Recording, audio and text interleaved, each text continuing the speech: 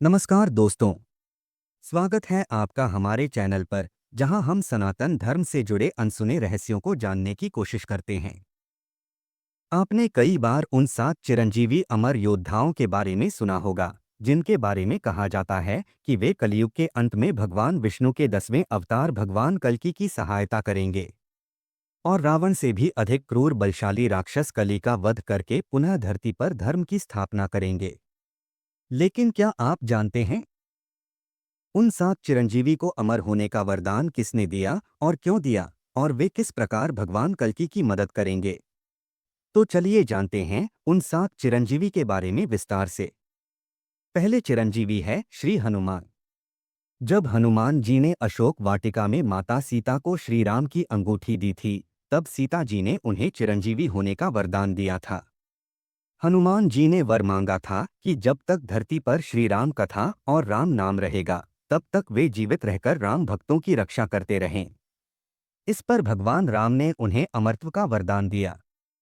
हनुमान जी का शरीर तेज, वायु और शक्ति से बना है, इसलिए नष्ट नहीं हो सकता। माना जाता है कि वे आज भी उत्तराखंड के गंधमादन पर्वत, तिब्बत, नेपाल और लंका के पर्वतीय क्षेत्रों में विचरण करते हैं। हनुमान जी अपने बल, बुद्धि और दिव्य शक्तियों का उपयोग करके कल्कि भगवान के साथ मिलकर अधर्म का नाश करेंगे। दूसरे चिरंजीवी है परशुराम। परशुराम जी भगवान विष्णु के छठे अवतार हैं, इसलिए वे दिव्य रूप से चिरंजीवी माने जाते हैं। कठोर तपस्या से प्रसन्न होकर भगवान शिव ने उन्हें अजेय शक्ति, दिव्य परशु और दीर्घायु होने का वरदान दिया था। परशुराम जी ने वर मांगा था कि वे युगों तक जीवित रहकर पृथ्वी पर धर्म की रक्षा करते रहें और अधर्म के विरुद्ध संघर्ष करते रहें। मान्यता है कि वे आज भी महेंद्रगिरी पर्वत पर घोर तपस्या कर रहे हैं। इसके अलावा हिमालय की तपोभूमि और कर्णप्रयाग के आसपास के गुप्त स्थलों में तपस्या करते हुए विचरण करते हैं।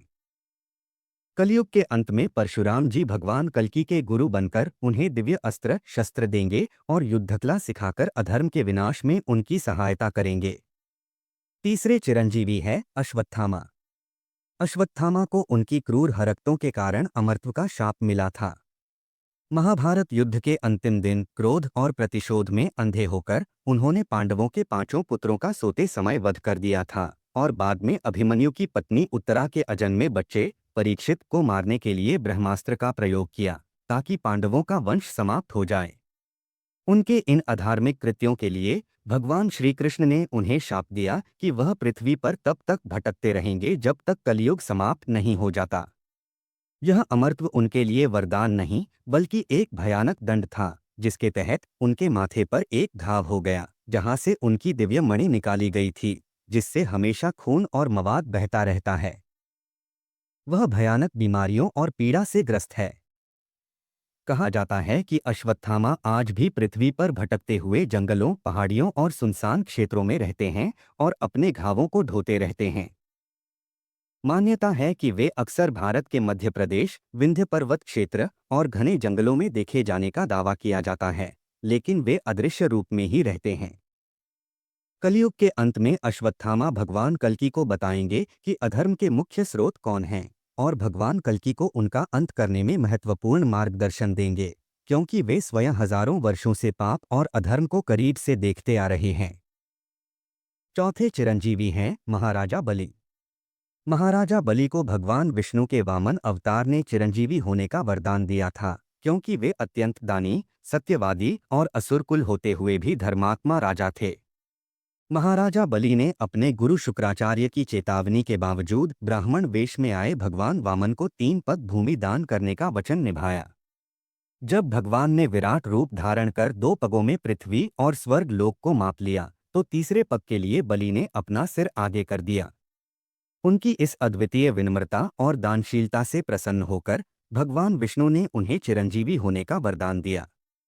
हिंदू धर्म ग्रंथों के अनुसार भगवान विष्णु ने उन्हें सुतल लोक, पाताल लोक का एक समृद्ध क्षेत्र का शासक नियुक्त किया, जहां स्वयं भगवान विष्णु उनकी सुरक्षा के लिए पहरा देते हैं।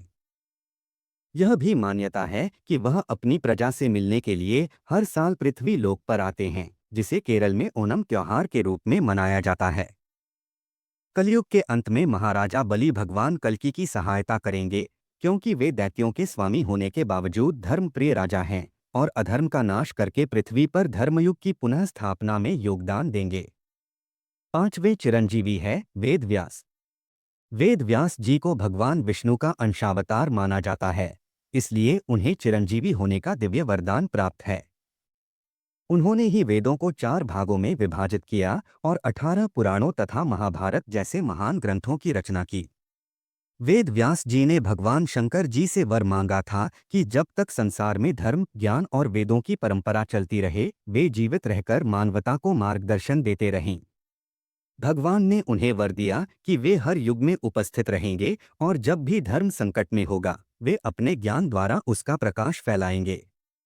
मान्यता है कि वेद व्यास जी आज भी बदरिकाश्रम, उत्तराखंड की गुप्त गुफाओं में तपस्या कर रहे हैं और समय समय पर दिव्य आत्माओं को दर्शन देते हैं।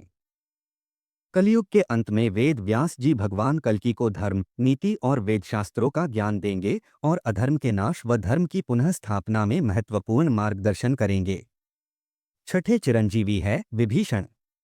विभीषण को भगवान राम ने चिरंजीवी होने का वरदान दिया था, क्योंकि उन्होंने रावण जैसे भाई का साथ छोड़कर सत्य, धर्म और श्री राम का पक्ष चुना था। युद्ध के अंत में भगवान राम ने कहा था कि जो व्यक्ति हर परिस्थिति में सत्य का साथ देता है, उसे कभी नष्ट नहीं किया जाएगा।